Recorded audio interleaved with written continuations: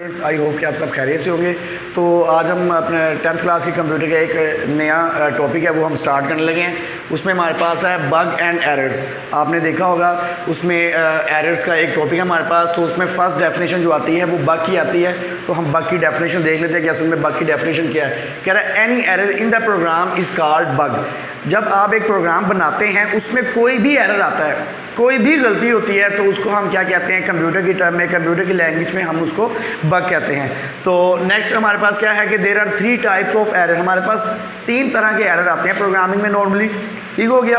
उसमें फर्स्ट हमारे पास है syntax error, run time error and logical error. ये 3 तरह के एरर हम प्रोग्रामिंग में फेस करते हैं। हर एक का डिफरेंट इसका सिनारियो है। तो वन बाय वन देखते हैं कि उसमें हमारे पास क्या है। तो फर्स्ट हमारे पास है सिंटैक्स एरर। सिंटैक्स एरर हमारे पास क्या होता है, मैं आपको सिंपल वर्ड्स में पहले बता देता हूँ। सिंटैक्स एरर कहते हैं, हमने लास्ट लेक्चर में देखा था सिंटैक्स की definition, grammatical rules of a programming language. जब आप किसी प्रोग्रामिंग लैंग्वेज में लिखते हैं तो उसके लिखने के कुछ रूल्स होते हैं, कुछ क्राइटेरिया होता है, हमें उसको फॉलो करना पड़ता है। जैसे इंग्लिश लिखने की ग्रामर होती है, हम उसको फॉलो करते हैं। उर्दू लिखने के लिए हम उसके हरूफ तहजी जो होते हैं उसको फॉलो करते हैं।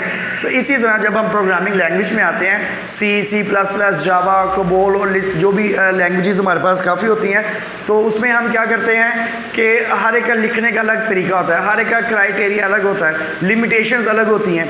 इसी तरह अगर हमारे पास इसमें क्या सिंटैक्स एरर कब आता है, syntax error occurs when the program violate one or more grammatical rules of the programming language. These error are detected at compile time. ये एरर कब आता है, जब आप प्रोग्रामिंग लैंग्वेज लिख रहे हो और उसमें आपने लिखने में सिंटैक्स की गलती कर दी हो।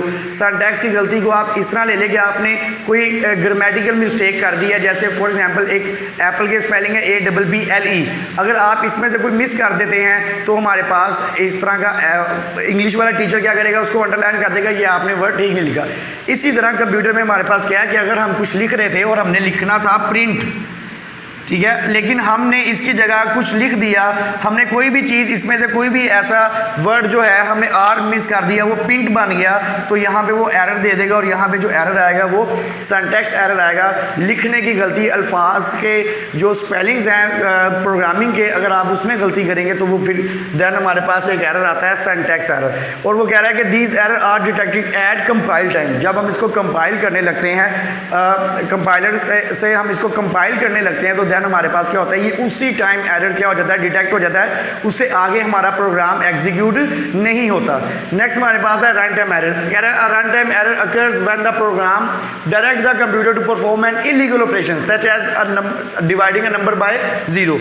इसमें हमारे पास क्या होता है कि run time error occurs when the program, जब प्रोग्राम क्या होता है, कोई इलीगल ऑपरेशन करने जाता है। इलीगल ऑपरेशन ऐसे ऑपरेशंस को कहते हैं सिंपल, जो कंप्यूटर परफॉर्म नहीं कर सकता या जो कंप्यूटर के क्राइटेरिया में नहीं आता, उसकी लिमिट के अंदर ये चीज़ नहीं आती, वो हम काम नहीं कर सकते। तो देन हमारे पास कौन सा एरर आता है, run time error such as dividing a number by 0।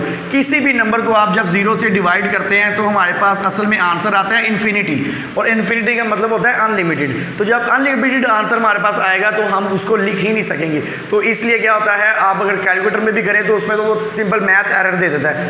तो इसमें इस एरर को, ऐसे एरर को क्या कहते हैं, रन टाइम एरर के, जिसमें हम क्या करें, इलीगल ऑपरेशन, ऐसा ऑपरेशन कि जिसका कोई आंसर ना आ सके, जिससे कोई जवाब ना आ सके, वो ऑपरेशन हमारे पास इलीगल ऑपरेशंस कहलाते हैं नॉर्मली। फिर हमारे पास है logical error. Logical error occurs when a programme follow a wrong logic.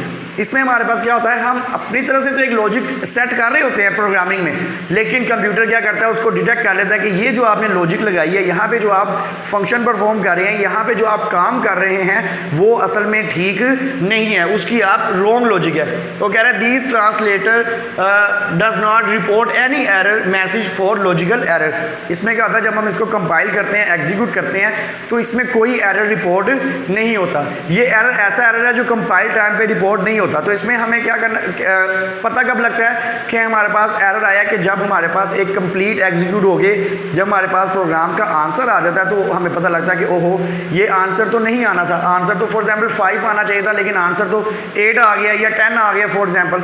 ठीक हो गया। तो ऐसे एरर को कहते हैं लॉजिकल एरर, जिसमें हम लॉजिकल मिस्टेक करें, रॉन्ग लॉजिक लिखें, कंप्यूटर उसको अंडरस्टैंड ना कर सके या उसकी लिमिटेशन में ना आता हो, तो देन हमारे पास कौन सा एरर आता है, लॉजिकल एरर। इसकी सिंपल सी एक एग्जाम्पल मैं आपको को देखें तो टॉपिक को हम ख़त्म करते हैं। तो इसमें हमारे पास इस तरह होता है, आप फेसबुक पे या व्हाट्सएप पे आपके पास, आपने देखा होगा लोग स्टेटस लगाते हैं, मैथ का क्वेश्चन लिखा होता है, मैथ के क्वेश्चंस में लिखा होता है उसमें मल्टीप्लाई भी हो रहे होते हैं, नंबर्स प्लस भी हो रहे होते हैं, डिवाइड इकट्ठे ही हो रहे होते हैं सारा कुछ।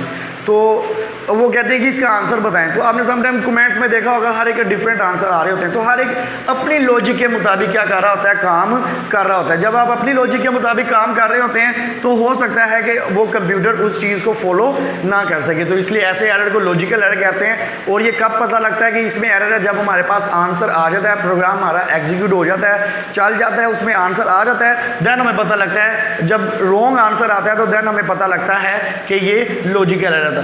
तो आई होप कि आपको समझ आ गई होगी। बग है, बग की डेफिनेशन है any error in the program is called bug. और देन हमारे पास ये 3 इसकी टाइप्स हैं, सिंटैक्स एरर है, रन टाइम एरर है, लॉजिकल एरर है। तो आई होप कि आपको समझ आ गई होगी। Thank you.